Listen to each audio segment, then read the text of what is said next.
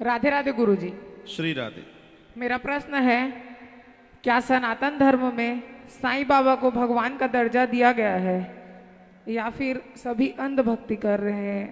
और साईं बाबा का सनातन धर्म में क्या अस्तित्व रहा है? एक बार और ताली बजाओ।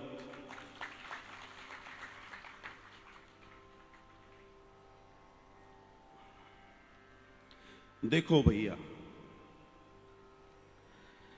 एक संत हुए दादू, दादू संप्रदाय है। दादू कहते हैं कि दादू दुनिया बांवरी, दादू दुनिया बांवरी, कब्रें पूजे ऊंत, और जिनको कीड़ा खा गए उनसे मांगे पूत। मतलब जो खुद को नहीं बचा पाए तुम उनसे औलाद मांग रहे हो। बहुत गहरी बात है ये। अब इस बालक ने प्रश्न किया कि साईं बाबा को पूजने वाली बात करिए। मेरा 20 या 25 मिनट का एक वीडियो अवेलेबल है मेरे YouTube पर, लेकिन चर्चा निकली है तो चलते चलते बात कर ही लेते हैं।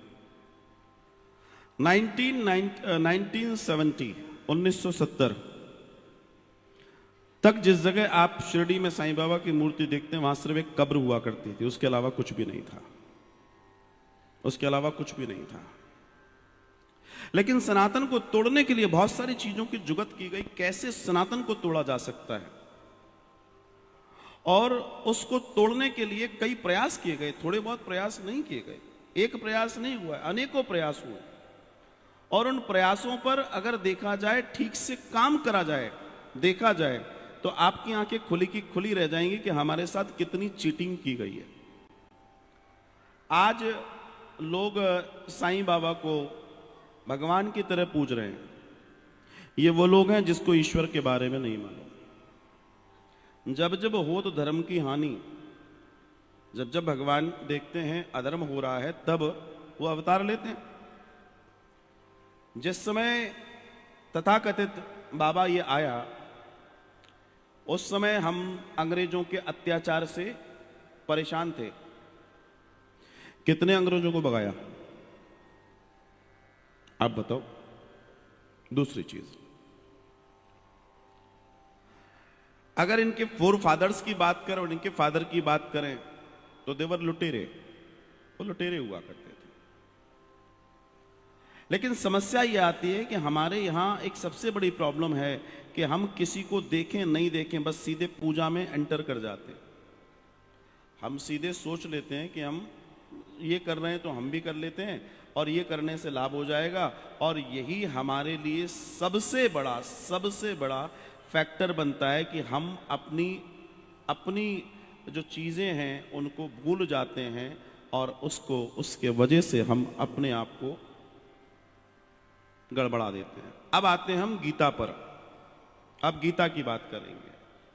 यान्ति देवव्रता देवान प्रत्यंत्यांति पितृव्रताः भूतानि यान्ति भूतेज्य यान्ति मद्याजनोपि माम। अर्थात भगवान श्री कृष्ण गीता में कह रहे हैं कि जो व्यक्ति भूत प्रेत मुर्दा खुला या जमीन के अंदर दबा हुआ, अर्थात कब्र चबूतरा को सकाम भाव से पूजता है, मरने के बाद वो भूत और प्रेत ही बनता है। कौन कह रहा है? भगवान श्री कृष्ण कह रहे हैं। आप कहोगे आप क्यों कह रहे हो? तो सुन लो भैया, भगवान कह रहे हैं गीता का, और ये रिकॉर्डिंग जा रही है, इसको रिकॉर्ड में आप चेक कर लीजिएगा। जो भी बात कहूंगा प्रमाण के साथ कहूंगा। आगे चलते हैं। भगवान ने कहा, लेकिन अगर आप साईं की कुछ किताबें हैं, वहां लिटरेचर हैं, उसमें आप बहुत सारी चीजें समझेंगे, देखेंगे। उसमें जिस प्रसाद वितरण की बात है उसमें मांस मिला हुआ है। उसमें है, वो जो वहां किताब मिलती है जो साईं चरित्र, उसमें स्पष्ट लिखा है कि वो व्यक्ति चावल के साथ मांस मिलाकर बांटता था। तो इसको क्या कहेंगे आप? तो 12 अगस्त 1997 एक महान व्यक्ति की हत्या कर दी जाती है जिसका नाम था गुलशन कुमार। और वो व्यक्ति धर्म के ऊपर बहुत सारी मूवीज बना रहा था जिससे अधर्मियों को समस्या हो रही थी। और जब इसकी हत्या हुई तो साजिश करता देश छोड़ के भाग गया। और इसके बाद दर्शन ये आता है कि जब ये वो छोड़कर भागा उसके ठीक 6 महीने के बाद 1998 में एक शब्द आता है बाबा, और वो बाबा कौन हो जाता है? वो होता है भगवान। उसको नाम दे दिया जाता है भगवान। जो अभी तक बाबा था वो साईं बाबा को लोग भगवान कहलवाने लगे। इसके बाद 28 मई 1999 में एक फिल्म आई बीबी नंबर 1। वैसे भी होती है, नहीं मानोगे तो कहलवा देगी कि हाँ मैं नंबर 1 हूं, इसलिए मान लो। और जिसमें पहली बार, इस मूवी में पहली बार साईं के नाम के स्थान पर राम को जोड़कर एक गाना डाला गया और वो था Om Sai Ram. That was in particular film, it was Biwi number 1। This was the starting of this scandal. ये स्टार्टिंग थी इस स्कैंडल की। जब ये नाम पहली बार आया, ये किसी लोगों से, भक्तों से नहीं आया, ये मूवी से आया। और साहब धीमे धीमे लोग ओम साईं राम, ओम साईं राम, क्योंकि साईं अकेला तो पूजेगा नहीं, ओम लगाना पड़ेगा, बिना ओम के चलेगा नहीं। जितने गोरख धंधे चल रहे हैं ऐसे ही चल रहे हैं। अब जैसे एक नाम सुना होगा कि राधा स्वामी, जबकि उस व्यक्ति का पूरा नाम सिंह स्वामी है, मगर उसने कहा ये हटा दूं तो राधा स्वामी, लोग सोचेंगे ये अपने वाले हैं। बाद में पता पड़ता है यहाँ तो भगवान का नाम लेना ही गुनाह है। बेचारा सीधा साधा आदमी घुस जाता है, एंट्री कर जाता है राधा जी के नाम से। अब देखिए, इसके बाद यह निरंतर चलता रहा। भगवान राम और शिव के नाम पे चर्चा होती रही। समय की स्थिति देखिए कि षड्यंत्र कितनी तेजी से बढ़ा कि जिस व्यक्ति ने सनातन धर्म के मतलब स्तर को देखिए, जहां जहां लोगों को बताया गया, समझाया गया, चीजें करी गई। और उसके बाद उसी समय इसके पहले एक मूवी आती है जिसका नाम अमर अकबर और एंथोनी होता है। It was the matter of 70s, 70 के दशक में। दुनिया में किसी भी चीज का विज्ञापन करना हो तो आपको सेलिब्रिटी चाहिए होते हैं, और अगर फ्री के सेलिब्रिटी मिल जाए तो। उस समय के 3 महान अभिनेता, मतलब तथाकथित महान अभिनेता जिनकी तूती बोलती थी, अमिताभ बच्चन, विनोद खन्ना, ऋषि कपूर, उसमें प्राण और सब लोग, ऐसे कुछ था ना। और उसमें एक गाना बनाया जाता है विधर्मियों के द्वारा कि अब इसको रातों रात कैसे लोगों के घर तक पहुंचे जाएं। तो एक कवाली बनाई जाती है, शिरडी वाले साईं बाबा आया है तेरे। बस वो दिन था, तब तक वो शिरडी वाला था, ना वो ओम था, ना वो साईं, ना राम था उसमें उस समय।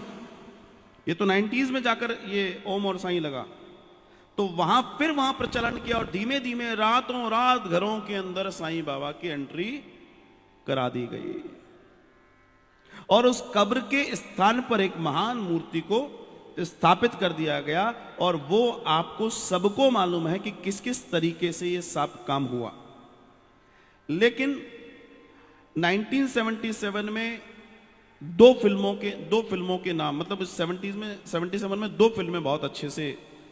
पहला, इसमें मनोज कुमार बहुत अच्छे से चल रहा था उस वक्त, उसकी भी एक फिल्म आई थी। मगर ये जो फिल्म आई, इसमें पहली बार साईं बाबा का जिक्र आया था, अमर अकबर एंथोनी में। उसके पहले कोई जिक्र नहीं था, कहीं जिक्र नहीं था। और पूरे देश में चर्चा होने लगी। गाना इस तरीके से डिजाइन किया गया था कि बच्चे बच्चे के मुंह पर यह गाना बहुत आसानी से फैल जाए। और आप देखिए, फिर वो जब 1990 के अंदर बीबी नंबर 1 आई, तब ये बाबा को क्या कर दिया, ओम साईं राम कर दिया। और सबसे बड़ी बात यह है कि हमें पता ही नहीं पड़ा कि हमारे घर में कब एंट्री करवा दी गई। लेकिन न इस व्यक्ति का हमारे शास्त्री में कोई दर्शन है, शास्त्रीय दर्शन होना चाहिए ना कहीं कोई दर्शन है। लेकिन समस्या यह है कि जिस व्यक्ति ने जिंदगी में सनातन के लिए कुछ ना किया, जो निरंतर सनातनियों को मांस खिला रहा है मिला मिला के प्रसाद में, जो खुद लुटेरा था, खुद चोर था, इसको पकड़ा गया अंग्रेजों के बाद 3 बार। ये तो झांसी की रानी पर कृपा मानेंगे कि उसके द्वारा इसके ऊपर थोड़ा सा नकेल पकड़ी गई थी। ये एक बड़ा मैटर है। तो ये वो व्यक्ति है जिस व्यक्ति ने निरंतर निरंतर सनातन को कुछ दिया ही नहीं है। लेकिन समस्या यह है कि सनातन में सबसे बड़ी प्रॉब्लम यह है कि हम लोग बहुत सरल हैं। जिसको दिख जाता है उसको पूजना शुरू कर देते हैं, और हमने देखा पूज रहा है तो हम क्यों ना पूज लें। अब आप देखिए, हर गली मोहल्ले में लगभग आपको मूर्ति मिल जाएगी, और वहां से पैसा आता है। अगर आप मूर्ति लगवा रहे हो तो मिनिमम 50,000 से राशि शुरू होती है। वो आपको पैकेज देते हैं, हाँ आप करवा रहे हो आप करवाइए। क्यों? क्योंकि आपको वो एक बार 50,000 देंगे, फिर मोहल्ले के सब लोग धीमे धीमे साईं साईं करने लगेंगे, तो फिर सबके मन में एक सपना आएगा, आप शिरडी जाएंगे, तो वहां टूरिज्म जाएगा, वहां टूरिज्म जाएगा, आपका पैसा जाएगा, सब आपका ही जाएगा, और आपके हाथ में कुछ भी नहीं आएगा। भूत प्रेत पूजोगे तो क्या मिलने वाला है?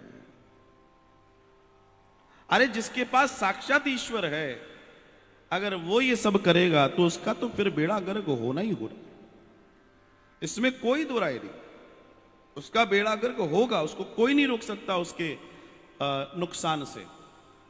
तो असल में ये सब न पूजने की चीजें न पुजवाने की, लेकिन आजकल लोग इतने आदी हो गए हैं, और ऐसी स्थिति हो गई कि उनको लगता है कि हमको बहुत कुछ दे रहे हैं। साहब, मुर्दे आपको दो ही चीज दे सकते हैं, सिर्फ दो चीज दे सकते हैं। एक, आप जो मांगोगे अगर आप चाहो तो मिल जाएगा, और दूसरा उसके बाद का एक बड़ा नुकसान।